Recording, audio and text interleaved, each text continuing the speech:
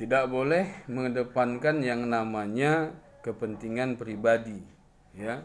Harus kita mementingkan kepentingan perusahaan terlebih dahulu. Kemudian remunerasi atau imbalan jasa, ya. Ini adalah maksudnya para pekerja harus memperoleh upah yang adil untuk jasa atau kerja yang telah mereka berikan. Nah, prinsip inilah yang sampai sekarang masih saja diperdebatkan, masih saja dipermasalahkan, karena menurut para pekerja ya masih belum adil. Menurut pengusaha atau pemberi kerja bahwa sudah adil, ya. Nah, sampai sekarang ini juga kita baru saja menyaksikan pergolakan protes-protes dari para pekerja kepada pemerintah dan anggota Dewan Perwakilan Rakyat tentang pengesahan Undang-Undang Cipta Kerja. Nah, menurut para buruh atau pekerja ini merugikan mereka, tetapi menurut pemerintah ini malah menguntungkan mereka. Nah, ini masih diperdebatkan sampai saat ini. Tapi yang pasti dalam prinsip manajemen itu, keadilan terhadap imbalan jasa kepada pekerja itu mutlak harus dilakukan. Kalau tidak, memang ini akan mencederai namanya ilmu manajemen itu, ya. Karena keadilan itu merupakan sesuatu yang harus ditegakkan, gitu. Kalaupun misalkan terjadi permasalahan-permasalahan, misalkan perusahaan mengalami kerugian, ya tidak ada masalah. Karena adil itu maknanya bukan tetap, ya, tetapi paling tidak dia proporsional. Kalau keadaannya misalkan sulit, maka harus disesuaikan. Yang penting tidak ada semacam penzaliman kepada pekerja, ya, atas apa yang sudah dilakukannya. Jadi tidak boleh misalkan perusahaan itu pihak perusahaan itu mau untung sendiri gitu, mencari keuntungan yang sebesar-besarnya dengan memberikan imbalan jasa atau gaji yang seminim-minimnya. Ini tentunya mencederai keadilan, ya, kepada para pekerja. Kemudian yang kedelapan adalah pemusatan atau sentralisasi. Nah, istilah ini memang merujuk kepada seberapa jauh para bawahan itu dilibatkan di dalam pengambilan keputusan. Kita tahu bahwa di perusahaan itu atau dalam perusahaan, pimpinan itu dalam mengambil keputusan itu tidak selalunya mereka mengambil keputusan itu secara sepihak. Harus ada, ya, ada kalanya bahwa pihak perusahaan atau pimpinan itu meminta pendapat dari para bawahannya. Apalagi kalau terkait dengan hal-hal yang berkaitan dengan karyawan. Jadi memang harus ada keterlibatan dari pekerja untuk sama-sama menyelesaikan atau mencari solusi dari permasalahan yang sedang dialami oleh perusahaan. Kemudian yang ke-9, rantai skalar. Rantai skalar ini maksudnya rantai komando atau rantai perintah. Dari puncak atau dari manajemen puncak, top manajemen, itu sampai paling bawah, ya, pekerja dengan jabatan yang paling rendah misalkan. Itu merupakan dari dari atas ke bawah atau dari bawah ke atas, itu merupakan rantai perintah atau rantai komando, ya. Nah, rantai perintah, rantai komando yang satu sama lain harus melaksanakan itu. Misalkan manajemen puncak itu yang memberikan perintah itu dilaksanakan oleh bawahannya. Dan manajemen puncak itu juga memberikan perintah sesuai dengan apa yang sudah direncanakan atau sudah diatur. Jadi tidak lari dari apa yang sudah direncanakan. Kemudian yang ke-10, keteraturan, ya. Orang-orang atau barang-barang harus berada di tempat yang tepat pada waktu yang tepat pula. Ini maksudnya bahwa dalam proses pekerjaan itu harus dilakukan dengan tertib dan teratur. Kenapa? Karena kita tahu di dalam satu perusahaan atau organisasi itu, satu divisi dengan divisi yang lain itu memiliki keterkaitan yang sangat kuat atau satu sama lain itu berhubungan. Jadi kalau misalkan tidak adanya keteraturan, ini akan menyulitkan begitu. Bagaimana satu produk itu misalkan harus sampai di tempat tujuannya dengan tepat waktu. Ini harus direncanakan dengan teratur, harus diurus dengan teratur supaya sesuai dengan apa yang sudah digariskan atau direncanakan. Nah, kita tahu dalam kehidupan sehari-hari saja kalau misalkan kita tidak teratur, ini akan menyulitkan kita. Kemacetan misalkan di jalanan itu terjadi karena memang kita nggak teratur. Coba kita teratur, menahan ego masing-masing, ya, yang mana ruas jalannya ya dia berada di ruas jalannya saja, gitu, tidak mengambil ruas jalan orang lain. Yang menjadi masalah kan tidak teratur sampai macet total misalkan, itu karena kita mengambil ruas jalan orang, sehingga seharusnya dia bisa jalan karena kita menghalanginya nggak bisa jalan. Apapun cerita di dunia ini kalau udah nggak teratur, itu udah selesai lah semua, ya, rusak kita semua. Kemudian yang ke-11 adalah keselayakan atau ekuitas. Ini para manajer harus bersikap secara pantas dan adil kepada para bawahannya. Ya, ini terkait dengan tadi. Jadi satu karyawan dengan karyawan yang lain, satu pekerja dengan pekerja yang lain itu harus diperlakukan dengan adil dan pantas. Tidak boleh dibeda-bedakan atau tidak boleh menimbulkan kecemburuan sosial di antara sesama pekerja. Kemudian yang ke-12, kestabilan posisi dan jabatan karyawan. Di sini manajemen harus merancang penempatan karyawan yang tertib dan teratur, serta memastikan tersedianya para pengganti yang layak bila timbul kekosongan posisi dan jabatan. Nah, ini orang-orang bagian personalia. Jadi betul-betul harus merancang, ya, penempatan karyawan. Yang pertama prinsipnya on the right man in the right place, ya. Kemudian memastikan para penggantinya itu kalaupun misalkan ada yang resign atau dipecat bahkan atau di PHK, ya itu harus dicari cepat penggantinya, ya, untuk mengisi kekosongan jabatan itu supaya tidak berhenti pekerjaannya, harus segera ada yang menggantikan. Yang ke-13, prinsip manajemennya adalah inisiatif.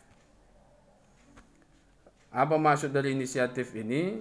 Para karyawan yang diizinkan untuk membuat dan melaksanakan rencana-rencana kerja harus mencurahkan segala daya upayanya untuk memastikan keberhasilan rencana-rencana tersebut.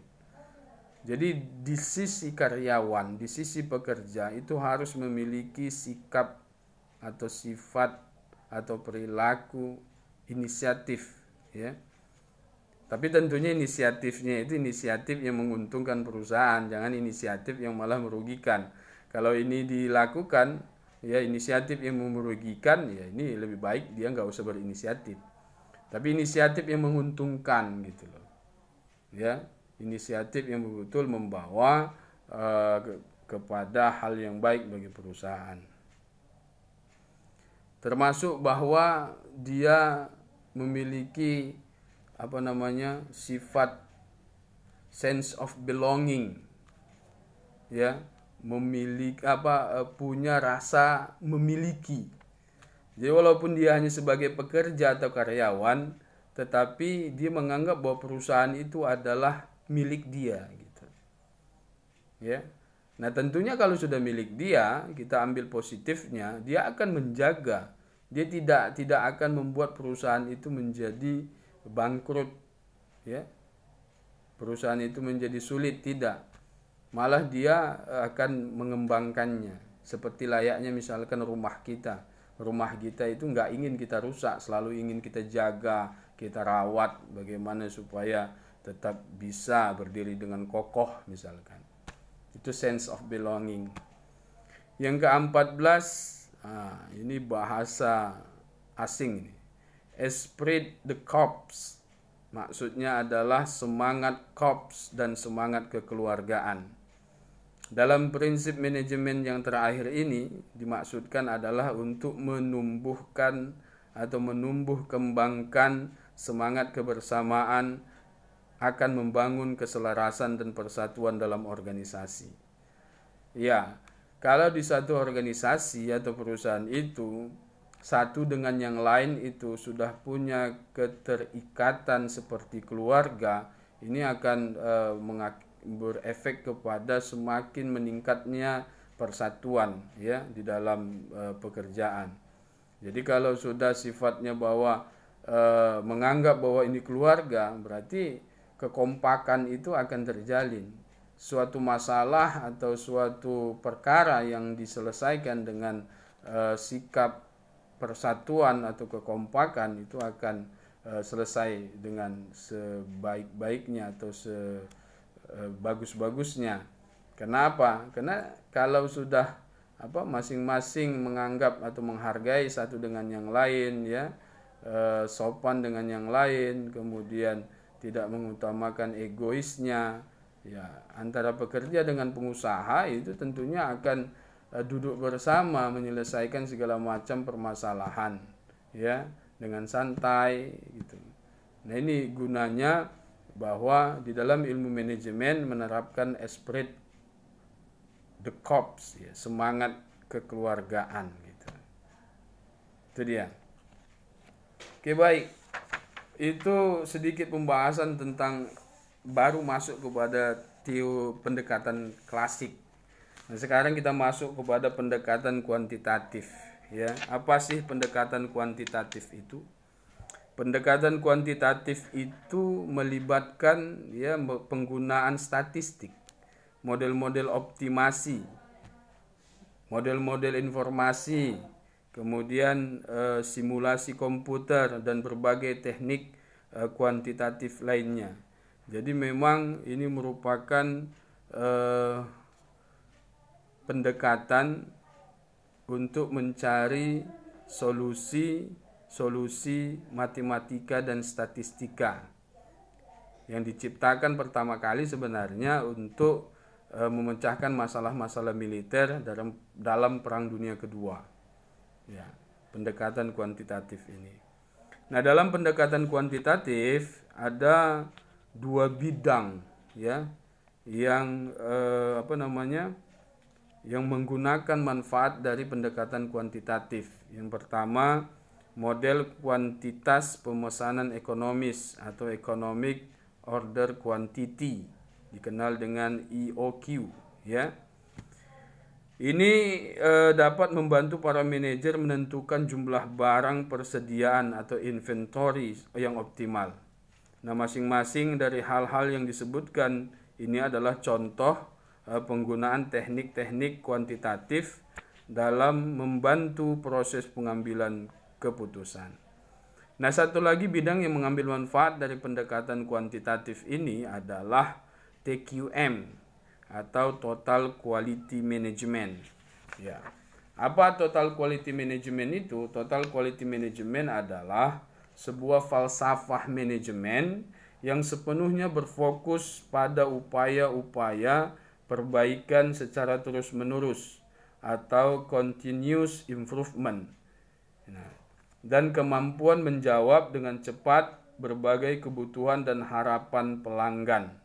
Nah, kita pakai istilah pelanggan karena ini berfokusnya kepada hubungan produsen dengan konsumen. Lalu apa yang disebut dengan manajemen mutu? Ya, paling tidak ada 6 hal yang bisa menjelaskan apa itu manajemen mutu. Yang pertama, kepedulian yang penuh pada pelanggan. Pelanggan meliputi orang-orang di luar organisasi yang membeli produk-produk dan jasa-jasa organisasi, dan orang-orang di dalam atau anggota organisasi yang menjadi pelanggan fungsi-fungsi organisasi. Yang kedua, keinginan untuk melaksanakan perbaikan berkesinambungan. Nah, manajemen mutu adalah sebuah komitmen untuk tak pernah berpuas diri Sangat baik saja belum cukup. Karena mutu selalu dapat ditingkatkan menjadi lebih baik lagi. Yang ketiga, berfokus pada proses. Nah, manajemen mutu berfokus pada proses-proses kerja sebagai cara meningkatkan mutu barang dan jasa secara terus-menerus. Nah, yang keempat, perbaikan mutu dalam segala hal yang dijalankan oleh organisasi. Selain berkaitan dengan mutu mutu produk akhir, hal ini berkaitan dengan seberapa baik organisasi menangani pengantaran barang dan jasa, seberapa cepat organisasi menanggapi keluhan, dan seberapa sopan panggilan telepon dijawab. Ini bagian dari situ. Bahkan sopan dalam menerima panggilan telepon juga itu bagian dari manajemen mutu. Nah, yang kelima adalah pengukuran yang akurat. Manajemen mutu memanfaatkan teknik-teknik statistik untuk mengukur setiap variabel kritis yang ada di dalam proses-proses kerja organisasi.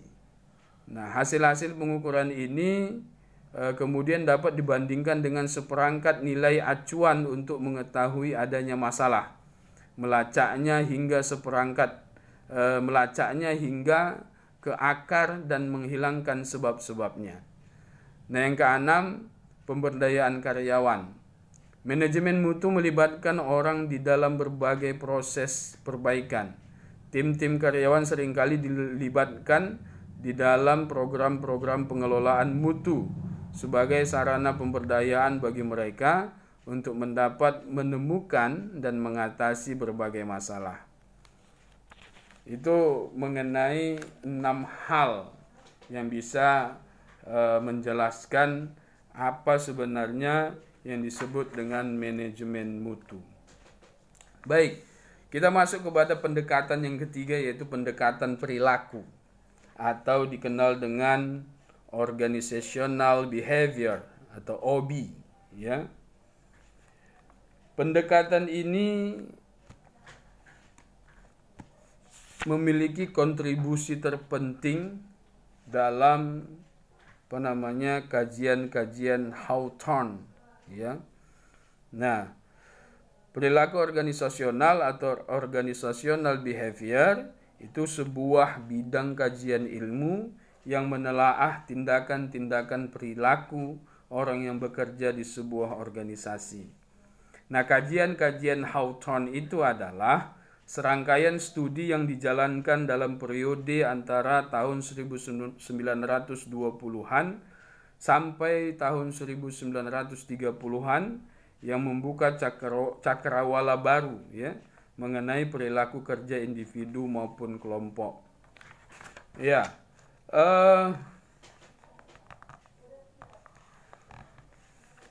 seorang pakar yang bernama Mayo, M-A-Y-O. Beliau menyimpulkan bahwa perilaku dan sikap seseorang terkait erat dengan orang-orang di sekitarnya. Bahwa faktor-faktor kelompok sangat mempengaruhi perilaku individu. Bahwa aturan-aturan kelompok menentukan output seorang pekerja.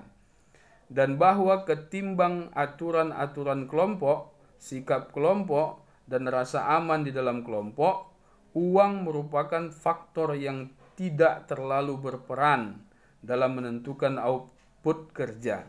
Nah, kesimpulan-kesimpulan ini membangkitkan perhatian yang jauh lebih besar daripada perilaku manusia di dalam manajemen organisasi. Ya, jadi walaupun sebenarnya pendapat ini dikritik, ya, oleh banyak orang, ya, banyak pakar-pakar juga, karena penyebutan bahwa faktor uang merupakan faktor yang tidak terlalu berperan, ya, tidak terlalu berperan dalam output pekerja. Tetapi memang, ya, kalau kita lihat, Anda juga nggak sepaham misalkan bahwa orang itu akan bekerja dengan sangat baik jika memang imbalan atau gaji yang diberikannya itu baik. Tapi memang tidak bisa kita samakan. Banyak juga kita lihat orang-orang yang sudah mendapatkan kompensasi yang sangat banyak, tetapi ya bekerja juga dengan tidak baik. Artinya output yang dia hasilkan tidak sesuai misalkan. Itu juga kita lihat gitu kan. Jadi memang itu bergantung kepada orang ya. Itu pendekatan dalam organisasional behavior ya. Kemudian pendekatan kontemporer ya. Ini yang keempat berarti ya. Yang pertama tadi pendekatan klasik, yang kedua pendekatan kuantitatif, yang ketiga pendekatan perilaku atau organizational behavior. Nah, yang keempat adalah pendekatan kontemporer. Nah, pendekatan ini memiliki dua hal penting. Ada dua teori penting di sini, yaitu teori sistem dan teori pendekatan situasional. Nah, teori sistem atau system of theory itu adalah salah satu teori dasar di dalam ilmu fisika yang ada di masa lampau, belum pernah diterapkan di dalam organisasi-organisasi manusia ya. Sebuah sistem adalah sekumpulan bagian yang paling terkait dan saling bergantung antara satu dan lainnya, yang ditata sedemikian rupa hingga membentuk sebuah kesatuan yang utuh. Dua tipe dasar sistem adalah sistem tertutup dan sistem terbuka. Nah, sistem tertutup tidak dipengaruhi dan tidak pula berinteraksi dengan lingkungan di sekitarnya. Sebaliknya, sistem terbuka dipengaruhi dan berinteraksi dengan lingkungan tempat dia berada. Nah, saat ini bila kita membicarakan organisasi sebagai sebuah sistem, maka yang dimaksud adalah sistem terbuka ya, bahwa memang satu dengan yang lain itu saling mempengaruhi dan saling berinteraksi ya. Kemudian pendekatan situasional. Ini pendekatan yang memang menjadi pendekatan yang di luar dari pendekatan-pendekatan sistem tadi ya, teori sistem tadi. Kalau sistem itu kan sudah ada di dalam dalam berbagai pengaturan kerjanya. Tetapi dalam pendekatan situasional, namanya juga situasional, ini bisa kadang-kadang satu masalah itu penyelesaiannya tidak ada di sistem itu. Jadi ada masalah misalkan terjadi, tetapi solusinya tidak ada dalam sistem. Ya kan? Makanya dibuatlah sebuah pendekatan situasional ya untuk menyelesaikan permasalahan itu. Contoh misalkan ada sering juga kita mendengar, saya sering mendengar itu bahwa ada namanya aturan, ada namanya kebijakan gitu loh. Jadi hal-hal yang tidak bisa di-cover oleh aturan untuk penyelesaiannya itu diambil kebijakan. Salah satu contohnya misalkan dalam prinsip pembagian kerja atau division of labor. Ini kan memang sudah diatur atau sudah dibuat pengaturannya di dalam di dalam perusahaan itu. Ini sangat berharga pembagian kerja ini, ya kan? Digunakan oleh semua perusahaan ya, secara luas. Namun pekerjaan-pekerjaan tersebut ya dapat berubah menjadi terlalu sempit dan terkhususkan secara spesifik. Misalkan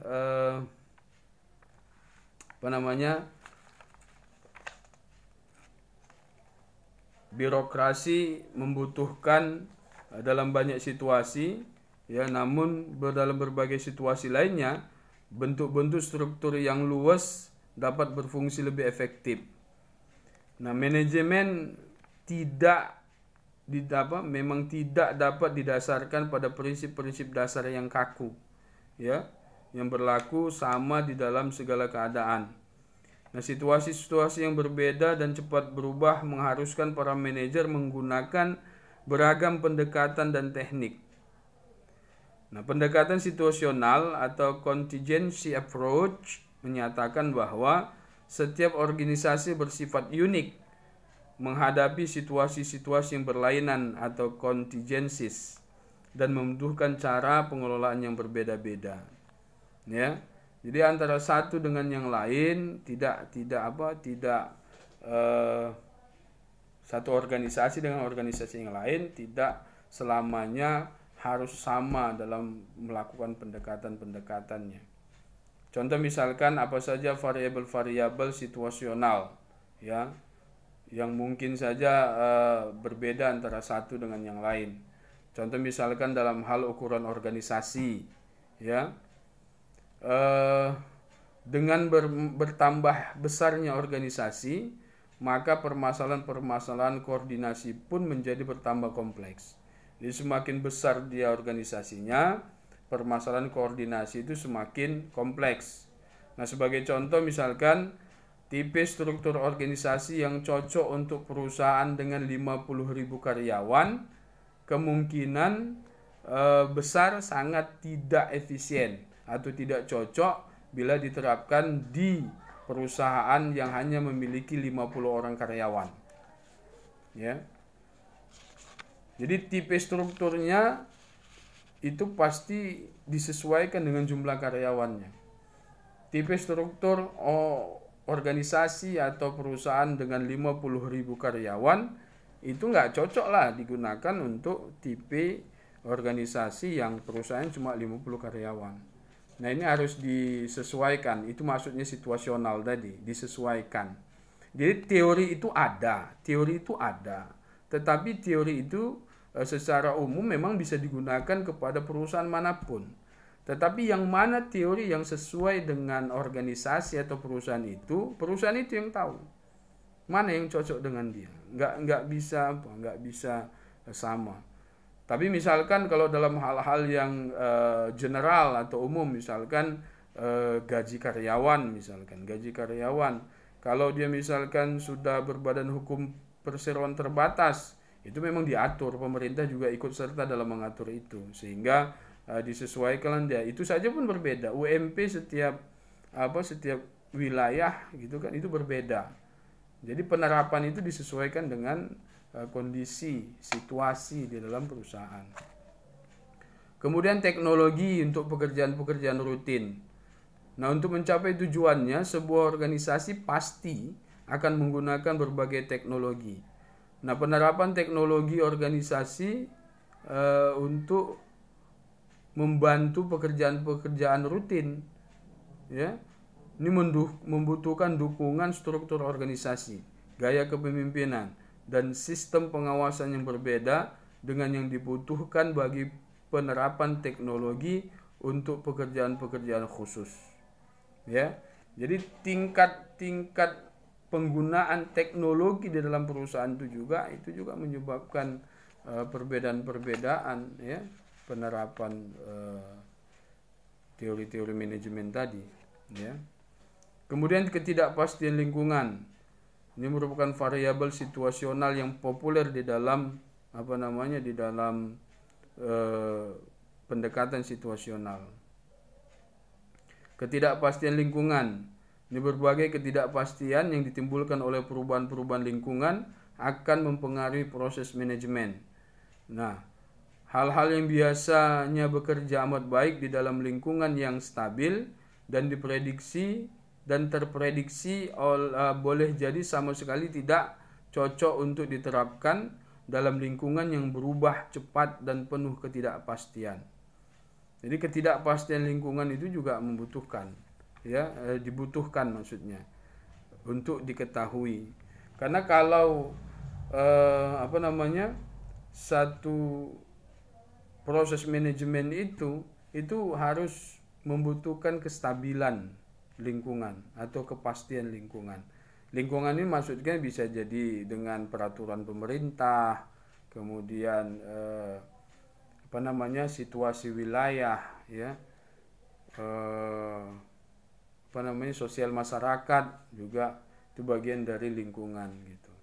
Kalau misalkan ada lingkungan yang tidak stabil, misalkan pemerintahan daerahnya sering melakukan perubahan-perubahan peraturan misalkan, ini akan menyulitkan, ya.